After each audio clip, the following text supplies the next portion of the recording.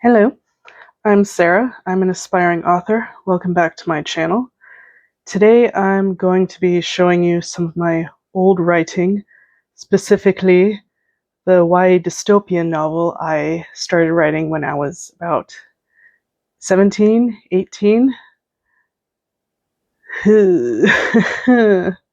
Around this time, like 2010, 2011, dystopian books were everywhere. They were taking over.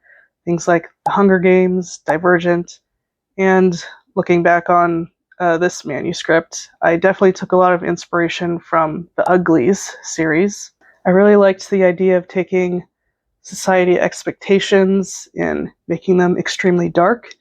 Like with Uglies, it's about beauty expectations and having to be beautiful in order to be accepted.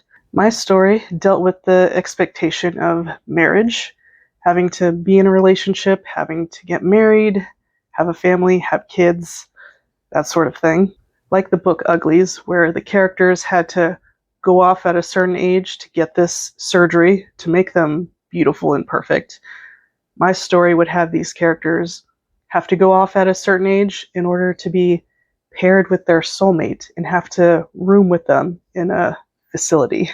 So these characters would be put through a matchmaking test and then forced to live in a room until they fall in love and eventually get married.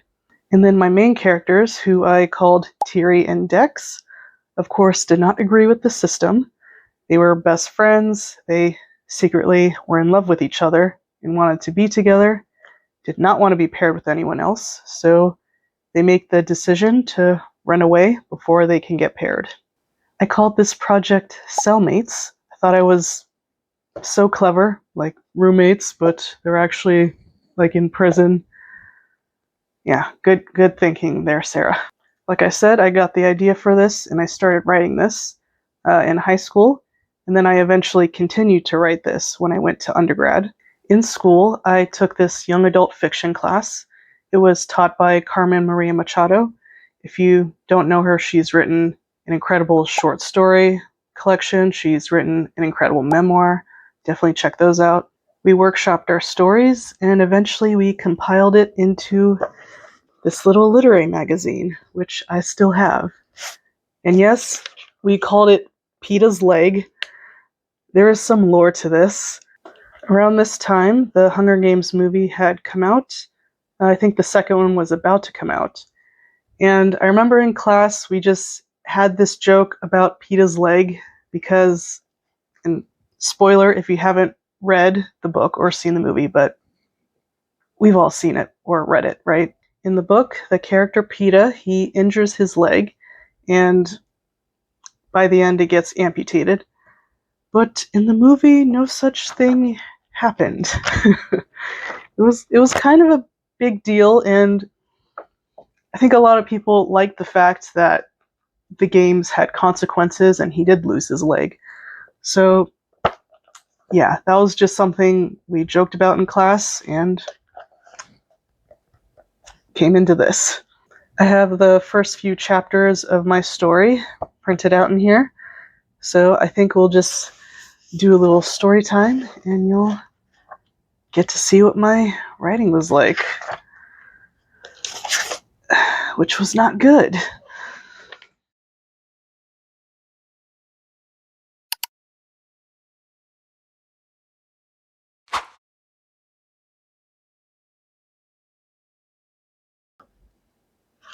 All right, here we go. Cellmates, a novel excerpt by Sara Bechtol. Prologue. None of it would even matter. Tiri, do you remember Dextrius?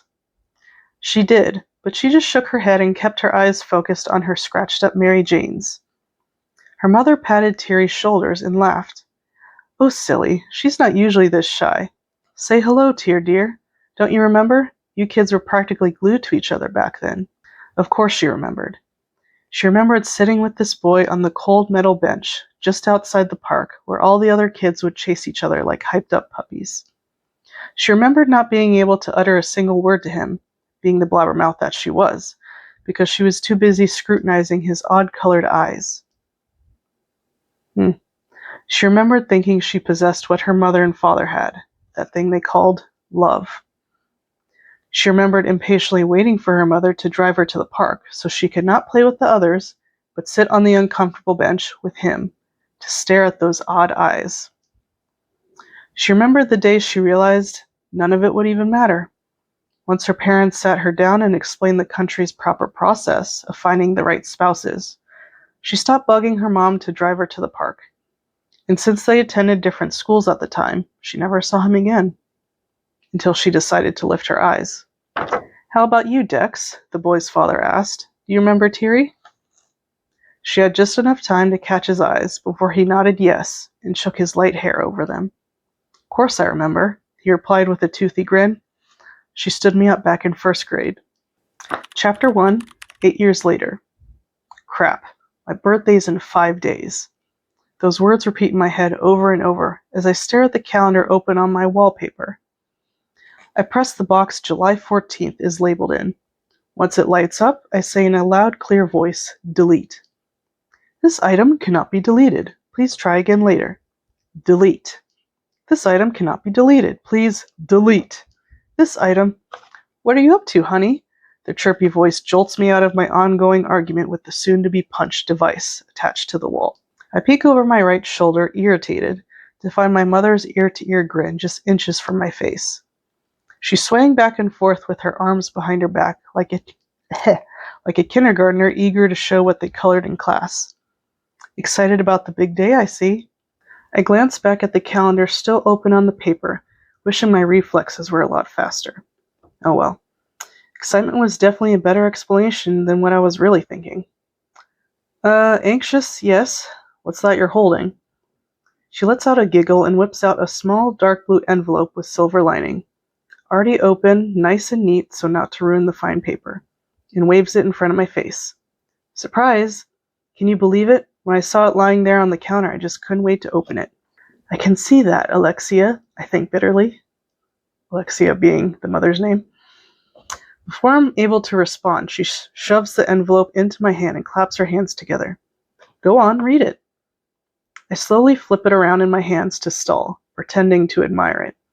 It looks exactly like my mother's and father's, both of which I've seen more than enough times, right down to the font of my name and address. Seeing my own name printed on it, however, sends a chill down my spine. So it really is mine. It's actually happening. I look up at my mother and she urges me on. I take a shaky breath, pull out the letter, and read it aloud. "Dear Miss Thierry Reka, congratulations on your upcoming 17th birthday. We are sure you are looking forward to your approaching appointment with rooming facility number 114, located in Austin, Texas. There you will be introduced to your roommate who has been patiently waiting for your birthday to arrive. We have already shown him your file, making him aware of your identity. However, as procedure, you will not learn his until your appointment. Your meeting will take place on Wednesday, July 14th at 10 a.m. sharp. Rest assured that your roommate was chosen from the compatibility test originally created by Serene Allen herself. The second page of this letter lists the materials you will need during your stay at the rooming facility. We encourage you to make all necessary goodbyes to friends and family before your appointment, for this process could take months at a time.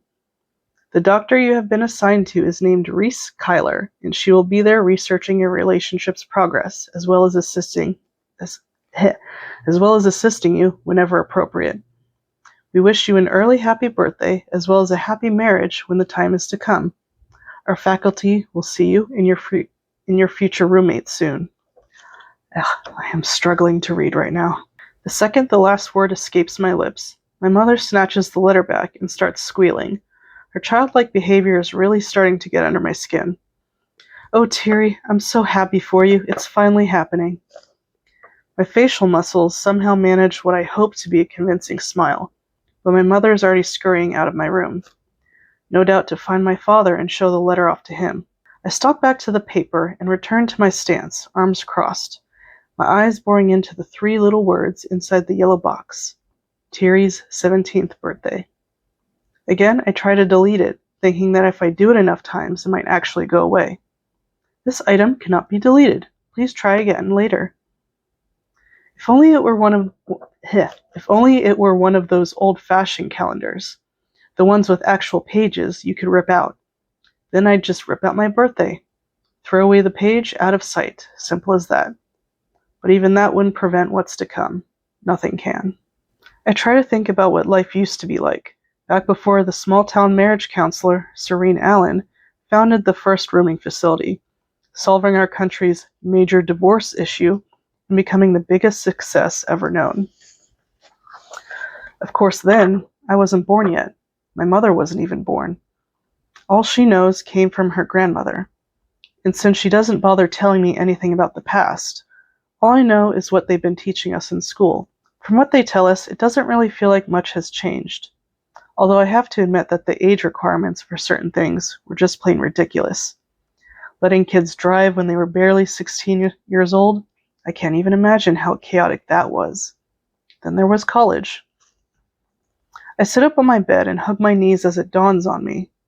Teenagers back then would be searching for their perfect college at age 17, not searching for their perfect partner. Now everyone packs up and leaves to be locked up with whoever the docs assign us. The annoying TV ads echo in my head, where roommates become soulmates. What a load of bullshit.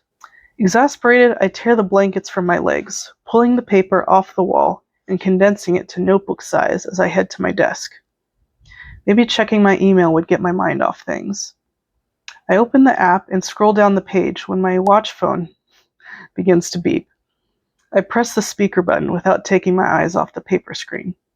Yeah, I say, trying to keep my voice even. There's a few moments of silence, indicating it's him. I'll be right over, he says, and then abruptly hangs up. I half smile at the face of my watch, relief engulfing me. I still don't know how he's able to do that. Dex's birthday was a few weeks ago, but since his roommate hasn't reached 17 just yet, he's still living at home, thankfully, in the real world. And I'm just fine with that. Actually, to be honest, I expected him to let me in on which girl he'd been matched up with, even though we're not really supposed to disclose that information. But he never did tell me, and I never asked. I guess I didn't really want to know. After all, he's my best friend, and I need him here with me, especially now. Normally, I'd just sit in bed, reading a book with Dex on speaker. But speakerphone wasn't enough this time. I'll be heading out to the RF in 2 days. 2 days. And Dex will have to go eventually, too. Man, life sucks. There's a knock on the door, and my mother walks in, a big grin on her face. Life really sucks. Hey, baby, we're going over to the Robinsons since Stella's leaving for the facility tonight. Would you like to join us? By the looks of her, it seems more like she's going to some cocktail party, not a little get-together with Stella and her parents. Her long light brown hair is twisted into a tight bun, and she's sporting a bright red strapless dress, with a plunging neckline, of course. Oh, and let's not forget her matching handbag, studded with tacky red jewels. My mother is undoubtedly gorgeous. I just wish she didn't try so hard sometimes. No, thanks. I try not to sound too impolite. Dex is coming over tonight, I add quickly after seeing the hurt on her face. Oh, she says, and her eyes soften. Well, okay then. She kisses the top of my head and starts heading out. We'll see you when we get back. Have fun. As she closes my door, she yells, Asher, did you find the keys? The start of the engine outside answers that. She gives me a little laugh and disappears. Bye-bye, Terry, is followed by the sound of the front door slamming, and soon after, the car pulling out of the driveway. I shake my head as I turn back to my paper. If Dex was running, he'd be here in 5 minutes tops, so hopefully he'd be here by the time I finish going through all my email. There's nothing but some junk mail from family and old teachers wishing me an early happy birthday and congratulating me on getting a new roommate. I hear a soft meow and look down to see Tolly scratching the leg of my chair. I pat my thigh and she hops onto my lap and rests her head on the desk as I continue deleting more and more gag-worthy happy marriage messages. I notice a message from Dex, but wave it off. He'll probably tell me what's in it once he gets here. Beneath his name is an email from Stella, sent just an hour ago. I stare at her name a little confused. We aren't even friends. How the heck did she get my email address? My finger hesitates over the delete button for a while. I'm not really sure what to expect from her. Unable to fight my curiosity, I go ahead and open it. Teary, hey! Oh dear God. It's me, Stella. You know Stella Robinson from English class? LOL. Well, I know we never really talked much, but I heard you got your letter from the RF, and I couldn't help writing. So congrats. Your mother told us and was nice enough to give me your email address. Of course. Anyway, I hope you're as excited as I am. My dad works at the RF in Austin as a doc, and I convinced him to show me my roommate's file early. I sure can't wait to meet him later tonight. Did your mother tell you I'm moving out tonight? She must have. I just can't wait to meet him. Weird enough, I actually know who he is. He lives in town, in a different school, but still, I can't believe the coincidence. Anyway, I'm sure it'll be love at first sight. So happy birthday Wednesday and good luck. Maybe I'll see you there sometime. Love, Stella. Man, I have never heard of someone being matched up with someone they actually know. At least, it doesn't exactly happen to every person at school. Most times, couples live in different states, and the girl has to wave her old life goodbye and move into the RF in the guy's hometown. But I know this isn't always the case, since my parents were friends back in high school. My mom told me they'd even had crushes on each other. Dating is of course forbidden though, so they didn't bother making any moves. As fate had it, they were assigned as roommates. Talk about luck. I let out a heavy sigh and close out of the email. As I sit back in my chair, I hear the door creak open. Tear? I spin around in my chair, caressing my cat. I've been expecting you, I say in a deep voice. Dex raises an eyebrow. I burst out laughing, scaring Tolly. She jumps off my lap and runs right past Dex and out the door. Sorry, I say, still chuckling. I couldn't resist. Dex smiles and shakes his head. Right, whatever you say, dork. He makes himself comfortable on my bed and puts his hands behind his head. So where are the parents tonight? They're over at the Robinsons. Stella's leaving tonight. Stella, he ponders, looking up at the ceiling. You mean that weird, perky chick? Yep, that's her. I gesture for him to come over. Check out this email she sent me. Ooh, he looks at me with sympathy. She has your email address? I know, it's horrible.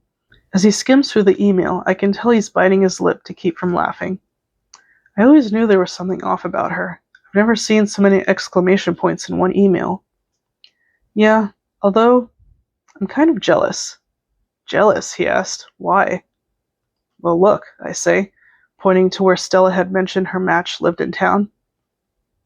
She knows who he is. How often does that happen? He shrugged. Well, there's your parents. Yeah, I know, Dex, but it's just my parents. They're the only ones I know who lucked into this. 20 frickin' years later, and now Stella is blessed with the same situation? I smack the paper back on the wall and stalk over to my bed. I sit against the headboard and rest my cheek on my knee. I didn't realize how exhausted I was. Of everything, really. Dex walks over and sits next to me, wrapping his arm around my shoulder. Okay, I know what you mean. Does he? Does he know what I'm trying to say, or does he know why I'm saying it? I'm not sure why, but my face burns with embarrassment and I turn away from him. No, I can't let him know. I know him, and he just wouldn't understand. You might get lucky, too. You might get someone you know. Heck, you might even... He breaks off, making my head snap up. I try to see something in his face to reveal what he was about to say, but he's already up, his back to me. Look, Tyr, I know how it is, okay? He stands in front of the paper with his arms crossed, like I had only a few days ago.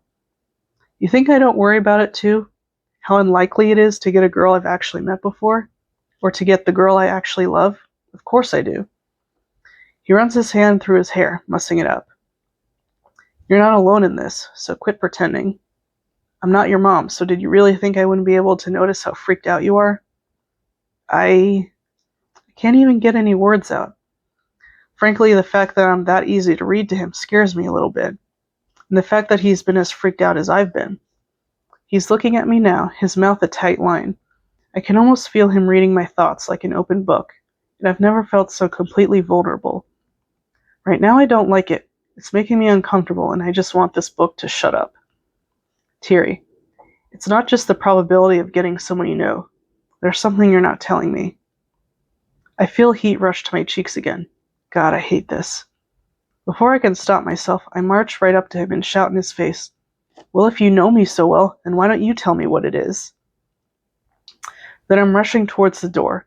I feel unwanted tears threatening to fall, and there's no way I'm going to let him see. But before I can get out, he grabs my arm and blankly says, "You don't have to go." "Yes, I do. You're pissing me off, Dex." "No." There's something different about his voice. It's more firm. "I mean, you don't have to go to the facility." Dun dun dun. I'm going to end it right there. I think the idea for this story is actually pretty interesting, but I remember the feeling at the time when I was writing this that I just didn't know where it was going after the characters actually run away. I didn't have a plan. I was not a planner at that time. I am very much a planner now, where I need to have an outline. I also remember going to the bookstore and seeing this book called Matched, and reading the back and thinking, oh crap, this is pretty much my story. And I hate when that happens, when you find a book that is almost exactly like what you're writing and you just lose confidence. Anyway, Cellmates was a fun project, but just wasn't meant to be. It's not something I ever plan to go back to. I think it's just going to be a fun little artifact of my writing in the past, and that's it. I hope you guys enjoyed this video. I hope you enjoyed this peek into my writing when I was younger. But for now, I'm going to get back to my current writing, and yeah, I'll see you guys next time. Bye-bye.